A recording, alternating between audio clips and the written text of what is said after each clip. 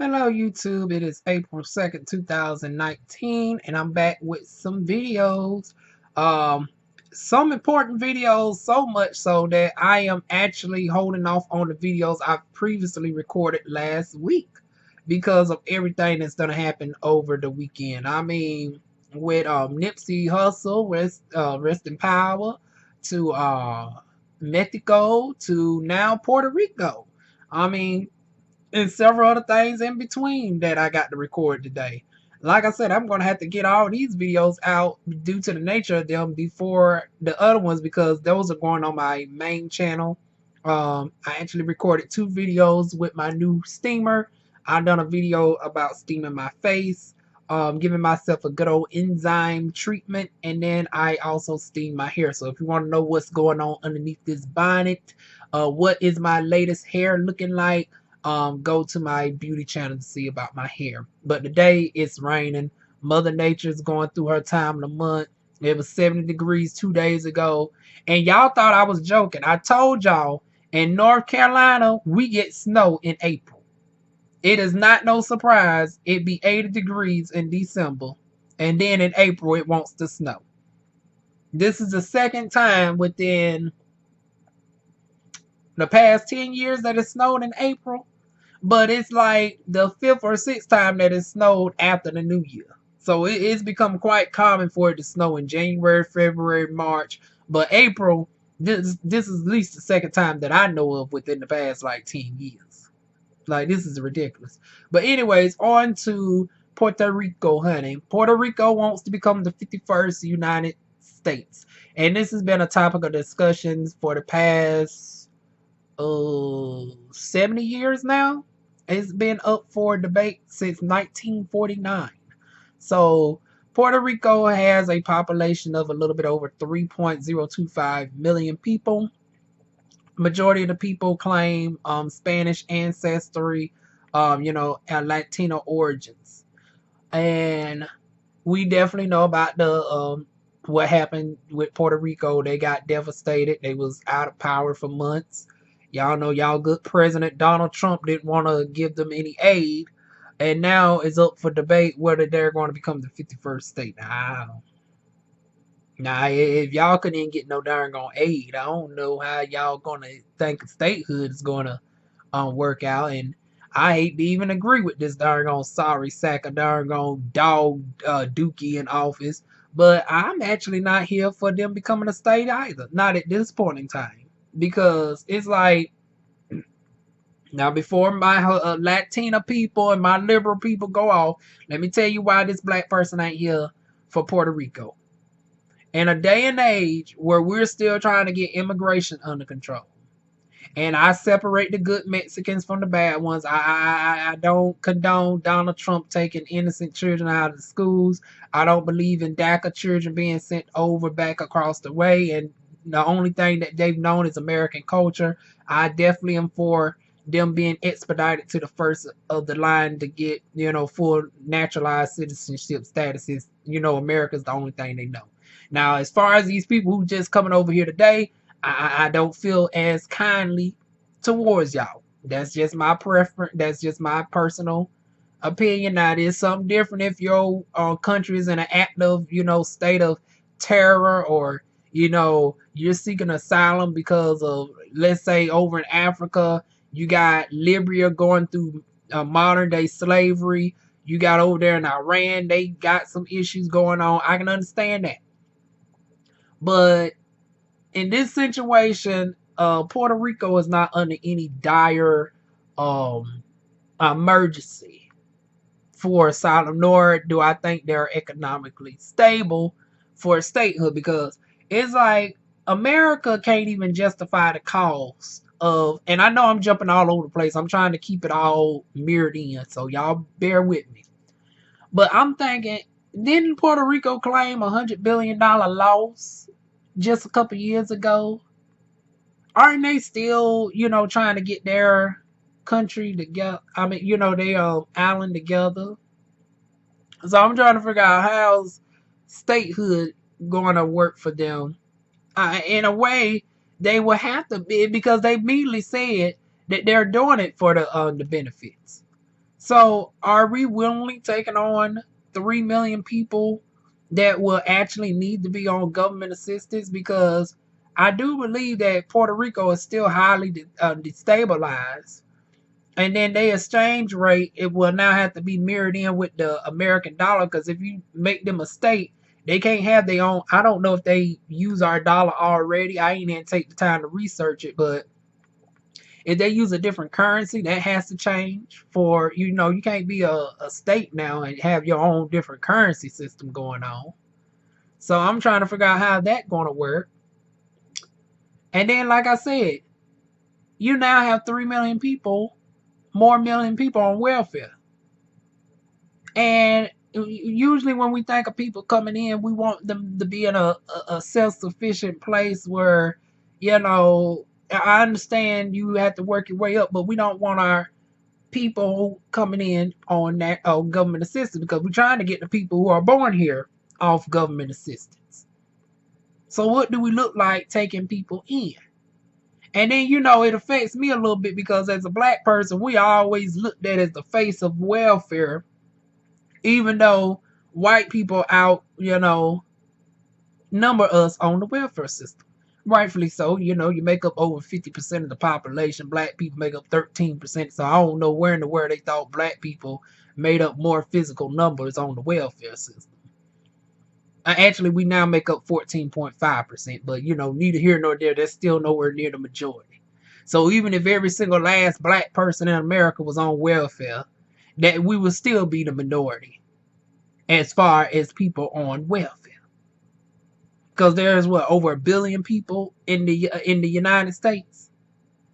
There's 1 billion people, and a third of white people on food stamps, which means over 300 million. Now, don't quote me on those numbers. I'm just giving a rough estimate. But I definitely know Native Americans are the least. And you would think if anybody needs some government assistance, should have a lifetime of free welfare assistance or whatever, it should be the most doggone the people whose land was here first that got destabilized. But once again, neither here nor there.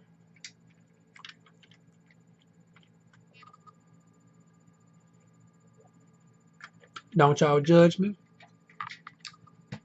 That's my first Mountain Dew of the day. And this video is going to be long, so I had to get the Mountain Dew today. I don't got the water with me. I drink my water later on tonight with my vitamins. But, yeah, what are y'all thoughts on Puerto Rico becoming the 51st United States? I'm not here for it right now. Because it's like, if we can't even darn gonna get this darn gonna $5 billion wall together, and that's another thing I'm not here for. It's like, I done already mentioned numerous times how we can deal with immigration reform and get on legals asses in a way more effective way that wouldn't cost nowhere near $5 billion. I've made several proposals where you can get twice as much done with half the money. But nobody don't want to listen to me. Nobody ever want to listen to me, honey. But yeah, they still arguing over this $5 billion wall. Which realistically, if you want the wall to be effective, you're talking about to the tune of like 25 to 30 billion. So I don't know why we opening the door at such a small number at 5 billion. They can't even get over that. Now, we don't never talk about little stuff such as the fact that America gives more to darn gone soldiers with Viagra on an annual basis to the tune of $40 billion. Like, aren't y'all all men in the army? And I'm sure y'all all not gay. I'm trying to figure out, or even if y'all is, when do y'all have time to get it in like that? What do you need with Viagra in the army to the tune of $40 billion? But we can't even get no money for a wall. And like I said, I'm not for the wall, but I'm thinking from a Republican mindset that, well, couldn't we easily take the money out of the 40 billion? Hell, you can take half of it and get a substantial good wall. I mean, like I said, you're gonna need anywhere from like 20 to 25 billion. You can cut the Viagra budget of the darn gone army soldiers in half, and there's your money right there. But anyways, they can't even get on to that. But this is supposed to be somebody who's supposed to be good in business. I don't know how good somebody is in business if they bankrupt the darn gone not one, not two, not three, but 6 casinos. But y'all letting them in on the premise of being a good businessman. But he ain't darn gonna got them to give him that $5 billion yet. He been crying. He been shutting down the government. Y'all darn gone people on food stamps being darn gone worried about your stamps. I heard this month they giving them out early again. The offset, just another potential shutdown. So anybody who gets their stamps after the 13th of the month, y'all will get them right on the 13th, and people who get them between the 3rd and the 12th, y'all will get them at y'all normal designated time. All because y'all darn gone president having a hissy fit going back and forth with the Senate over $5 billion. So I'm trying to figure out how in the world y'all gonna afford a country that is still recovering from a natural disaster to a tune of $100 billion, who are going to immediately, nearly a majority of all, if not all of them, are going to need to be on welfare assistance for a period of time. Now we know Hispanic people are some of the hardest working, driven people in the United States behind black people. Because sometimes the stuff that we do is not counted for. So as far as on recognized paper, Hispanics are leading in the job sector as far as the fastest growing people. Now, I just wanted to be known that black people are still the highest darn gone grossing people in the whole country, despite the fact we make up 13%. In a destabilized state, we bring in $1.2 trillion annually. Imagine what we can do if we was brought up to economic stat. But that's a whole nother video, whole nother day. But y'all try to bring in a struggling group that is dealing with destabilization in during a time where you're dealing with immigration reform. And I hate to be ignorant, but y'all know, I'm just keeping it real. Hispanic do not have no unique look. And if we can't even get the Mexicans under control first, and you're bringing in Puerto Ricans, what is stopping law enforcement from mistaking the Puerto Ricans who are new here from the immigrants? Because we know it's some people don't always have their ID on them, and all this, that, and the third. And then you got Puerto Ricans who speak just fluent Spanish. So you talking about adding the group in where not all of them necessarily speak fluent English. So you got Spanish speaking people who are now United States citizens. What's going to happen is, in the midst of this roundup of illegal immigrants who are Mexicans and Guatemalans and Venezuelans, you're going to have Puerto Ricans getting mistaken for the other Hispanic ones, and then in the detainment situation. And not all of our officers are bilingual, so you're going to have to spend a little bit of time with ICE before somebody get down there that speaks a little bit of Espanol, that they're going to translate that you're a Puerto Rican as opposed to a Mexican or Ecuadorian. So that's another thing I'm worried about. Like, what is stopping the mass amount of confusion if from the Puerto Ricans who come and then start to travel throughout the states? Now, obviously, if they own their own, island, that's something different. But if they're in, let's say, North Carolina, in North Carolina, we trying to round up these Mexicans on up out of here. What is stopping the Puerto Rican from being mistaken for the darn on Mexican? So it's like, can we get that under control first? Can we get the immigration reform under control before we consider bringing in Hispanics? Number two, I'm trying to figure out, Puerto Rico wasn't the only option up for the 51st United States. Now I'm trying to figure out what made them choose Puerto Rico out of all the other places that was up for consideration. Macarena, dun dun dun dun dun, Macarena, dun dun dun dun dun, Macarena, Macarena. Macarena was up for statehood, in addition to another one which actually has a less population, and it doesn't have a negative flow. It doesn't bring in the most GDP. However, I don't think Hawaii did when it first became up for a state in 1959. Believe it or not, Hawaii hasn't been a part of the U.S. for that long. Like, some of my great grandparent grew up during a time frame where it was only like 47 or 48 states. She lived to be 94. So hell, I don't even think darn gone Hawaii was part of the United States when my grandmother was born.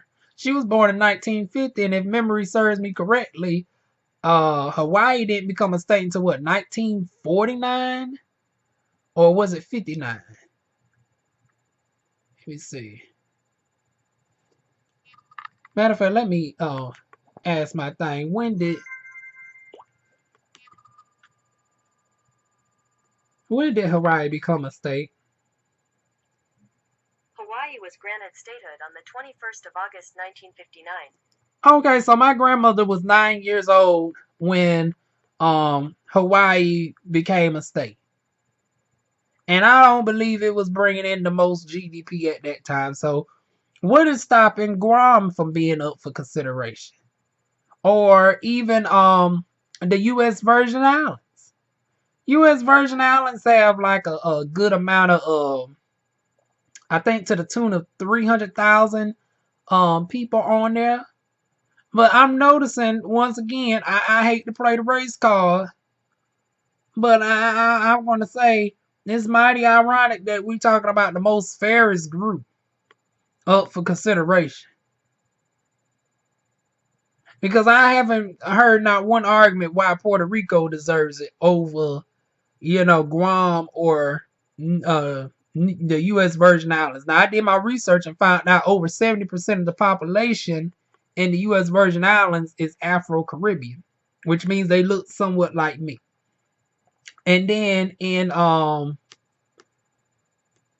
Guam, they are split up between Filipino representing the second largest group at 26.3%, so pretty much Asian.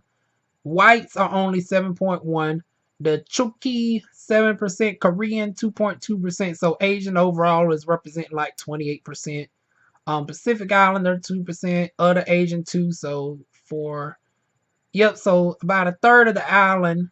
Yep, Chinese 1.6. So Papalian, another form of Chinese 1.6, Japanese 1.5. So over 33% of the island is Asian. So over 33% of Guam is of Asian descent, whether it's Filipino or some form of other Asian.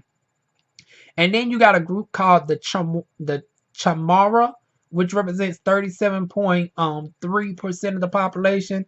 Now I did some time to do some research, and they look like a cross between Aboriginals from Australia and Asian people. So they look they pretty much look like black Indians. So you telling me two areas that are up for that could also be up for consideration that happen to have dark skinned people? Because I was looking at these Chamorro people and they look like they're about my skin tone, like very deep brown, not no light skin, not Beyonce, not even Angela Bassett. They looked like my type of brown. Like they wasn't necessarily Viola Davis. They was about like right in this darn on, deep dark cinnamon brown complexion with darn on a wavy straight hair. They look like Aboriginals. They're not up for consideration, but J Lo and Fat Joe and all of them is. I'm sensing some bringing some new white people to the States. I ain't feeling that. And like I said, call me biased. It is what it is. I feel you ain't even got the Mexicans under control. You bring darn on innocent Puerto Ricans in, they're going to be grouped up all together. And then Puerto Ricans by default are going to be valued above black people. So it's like another group of people come in that's naturally looked at as higher than the black people who are already here. They get the darn on leg up because they able to darn on pass as white as long as they don't open up their mouth.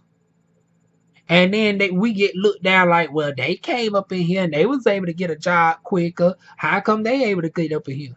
I don't know. Well, yeah, maybe if my skin tone was about 10 shades lighter, I might be able to pass too. Just put on a damn straight wig. You ever thought about that? Shit. Not everybody has the darn gone fortune to look like Mariah Carey. But yeah, it's just that and among other things. I want us to get through with this reparations with black people first and get us to economic good standing and equal playing field before we think about bringing in another group of non-black people to have a higher ground first. Like whatever happened to America first, and this is that should really be bipartisan. That shouldn't just be a Republican talking point. If you really believe in American first, shouldn't all American people who are already citizens be on an equal playing field first before you think about bringing in a group that would naturally pass one other group? Because I just mentioned how black people, we're still destabilized here. And here you want to talk about bringing Puerto Ricans in as a 51st state, and you ain't even got black Americans stable yet. You still got Native Americans being doggone getting their land and shit taken. But you want to bring in doggone Puerto Ricans, and before people say, well, Puerto Rican got doggone people who look blacker than you, here's another issue that we're going to run into with Puerto Rico. Do you know in Puerto Rico, you have people, and if I can include a picture of some of them, I include them right here. So as you can tell, these are undeniably black Puerto Ricans who are my shade, if not darker. Some a little bit lighter, but they are definitely not fair skinned at all. They look black. Some of them look more phenotypically blacker than me. Wider nose, more full lips.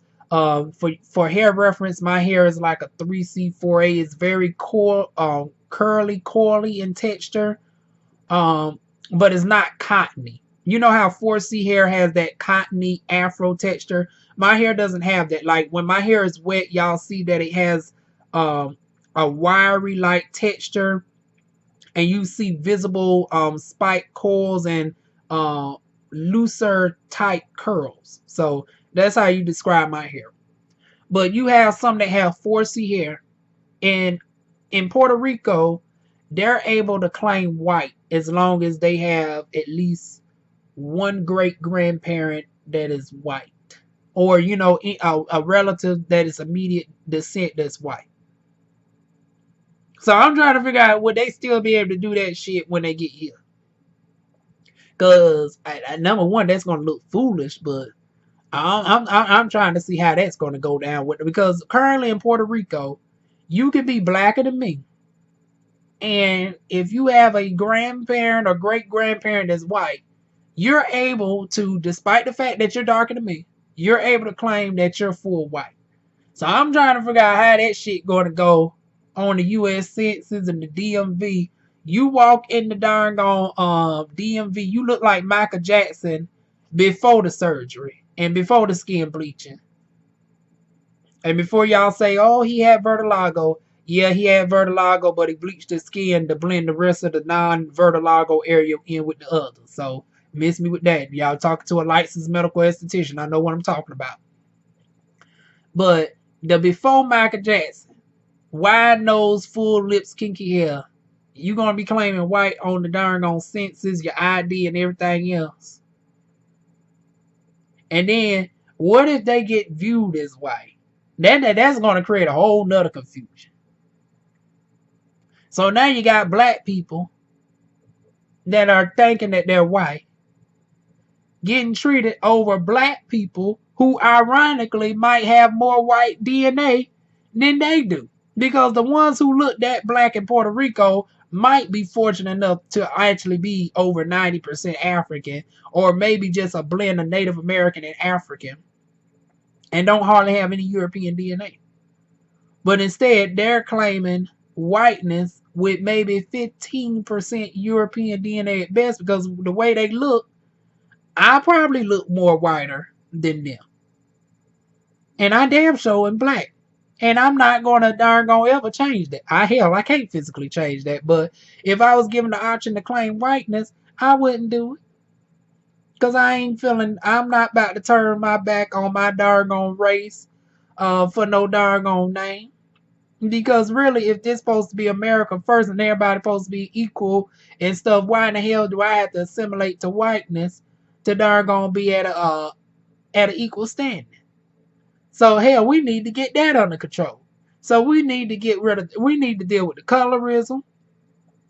We need to deal with the racial disparities with black people. We need to talk about the reparations of black people first, because currently they got Chinese people trying to get reparations for the railroads, but they leave out the darn on black people who worked on the railroad.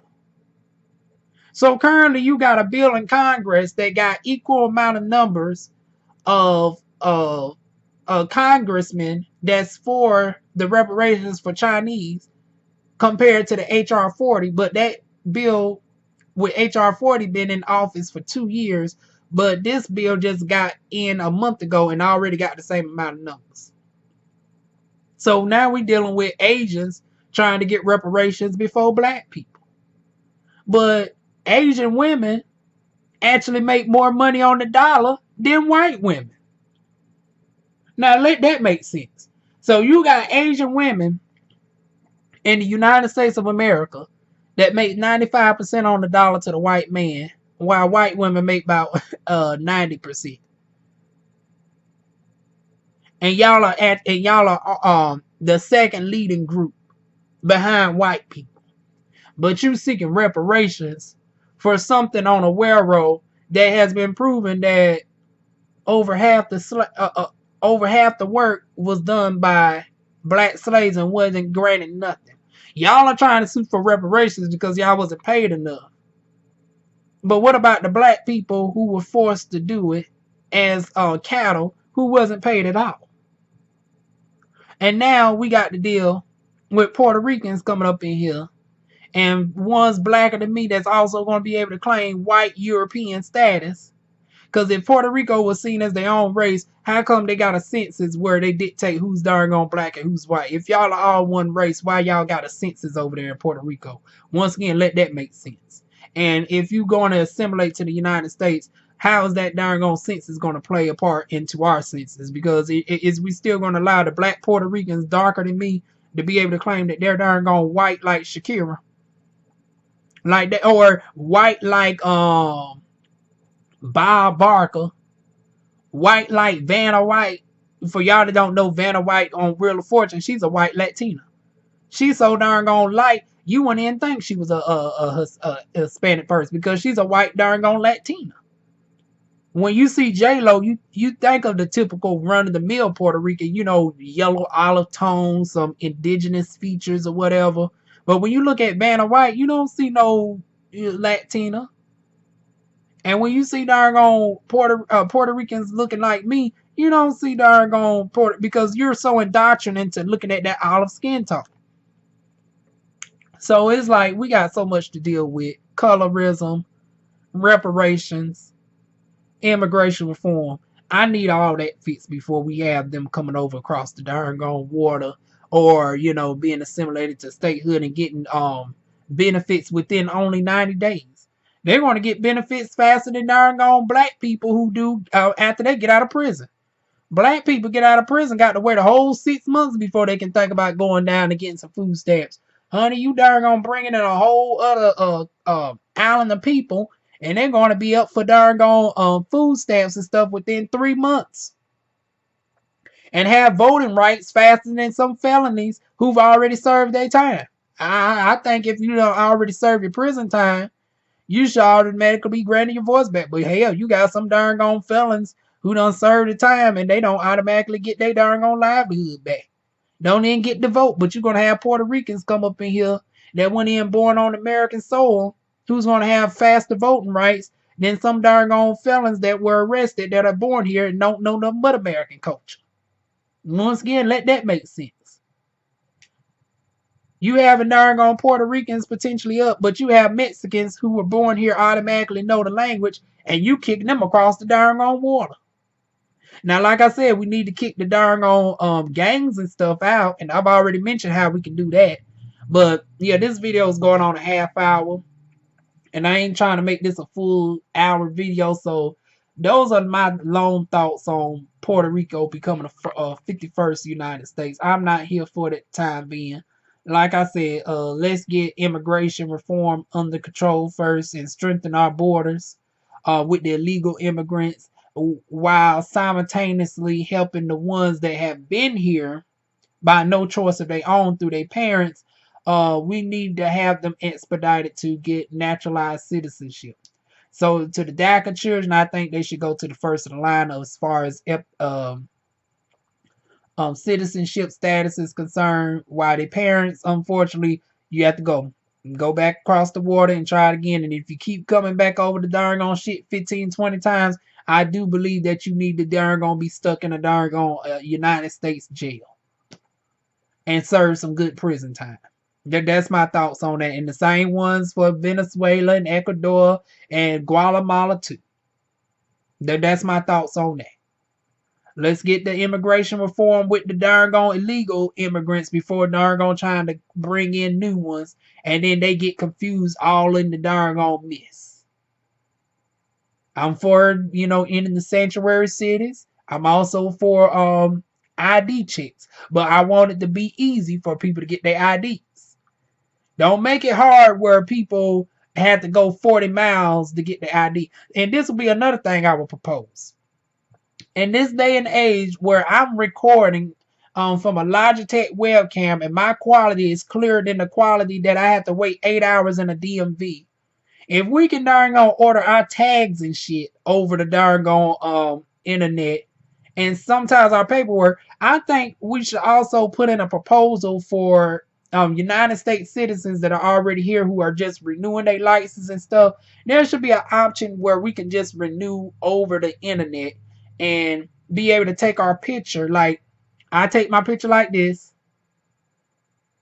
against a pure white background or something like. So obviously I wouldn't be sitting on my bed. I'd get up and take a picture against the wall with my phone or with my laptop camera, and they can darn digitally put it on the the ID card or the driver's license or whatever, and be on my merry way. Now, the only exception is if you're applying for a new license, like if you're going from a Class C license to a CDL, obviously you need to go in and take the test. But for people who are just simply updating their license, or if you lost your license and you need to get a new one, I think you should just be able to take the picture at home. And that way, that'll eliminate the long lines at the DMV. And that way, people who don't have internet access, such as all these people who are coming in who are about to become naturalized citizens, hopefully not Puerto Rico for some time, they can go to the DMV and it won't be as long of a wait time. Also, we need funding to add more DMVs in impoverished areas and hire more workers in those areas, because I'm sick and tired of the DMV looking like Walmart, where you got 5 lanes, but it's only 1 lane open because you can't afford to have all 5 lanes open. A government facility such as the DMV, there should be enough workers to satisfy the demand. There should not be 1 worker per 200 some people. So add more facilities, add more workers, and make it optional where people can take their IDs at home, and that will eliminate a lot of bullshit right there when it comes to people saying that they can't, get an ID for whatever reason. That's my thoughts on that right there. And that will eliminate the need for them to say, oh, well, I don't have an ID for whatever reason, because then it won't no longer be an excuse. So from there, once we get that under control, then we can implement, showing voter IDs. We can immediately end the sanctuary cities, because they ain't never been a sanctuary cities for any Haitian people that came here, African people, nor Black Americans who went through chattel slavery, civil rights, Jim Crow era, and now modern day police brutality and doggone shooting unjustly. I just read a case where a Black behavior therapist was shot for trying to get his mentally ill patient back in the door, because the cops thought he was out shooting a gun, but he was playing with a toy truck. I don't know why a group of officers couldn't tell a toy truck from a shotgun, but they ended up shooting the Black behavior therapist over 10 times, and the officers were acquitted of charges. They let the man bleed out on the ground and never assessed his wounds or anything. They left him to bleed out to die, and now the officers are acquitted of charges. And none of this has made the news. This is stuff that we need to get under control first before we talk about bringing in another group of people who would naturally have privilege over a certain group of people who are already here and whose ancestors been here for centuries. So can we get that under control first? So yeah, I'm not here for Puerto Rico becoming the 51st United States until we get all this under control. Let's get the IDs and the immigration under control. Let's get darn on black reparations under control, since y'all are entertaining the argument for Asians working on railroads, but we ain't darn gonna see not one darn on reparations for black people, for chattel slavery, for Jim Crow, and for darn on modern day police brutality. Y'all talk, and before y'all say, well, police brutality is recent. Well, hell, the Mexican darn gone internment camps only been around not too long, for a couple decades, and they already looking for reparations for Mexicans in internment camps. Now, what about darn gone black people who done went through all the atrocities that we gone through and still going through to this day? Hell, my darn gone water's darn gonna have poison. I got to have a filter to even drink my damn water in North Carolina. So in the indigenous areas, whether you're in Lumberton or if you're in a black area such as Fayetteville, hell, we still facing atrocities. Native Americans being trafficked at about 20s of thousands. But, you know, that's a whole nother video. I'm about to go into a whole different subject. Y'all tell me y'all thoughts about Puerto Rico becoming the 51st United States. What are y'all thoughts? Are y'all here for it, or are y'all not here for it? Like I said, and ask me, what do y'all think? Thoughts on my on me thinking that they're purposely looking at Puerto Rico because they're the whitest of the group. Because Guam is 37% Chamorro, which is like my complexion with straight hair, and then U.S. Virgin Islands is Afro-Caribbean, and all of them been up for equal representation. So, what are y'all thoughts on that? That out of those three, Puerto Rico is currently in the most deficit right now, but they're becoming the 51st potential United States before the black majority island and before the indigenous island, because I think the Chamorro people are like native, you know, Asian islanders. Because like I said, they look like a cross between Asian people and Aboriginal Indians. Leave it down below, share, subscribe, and I'll see y'all soon with more videos.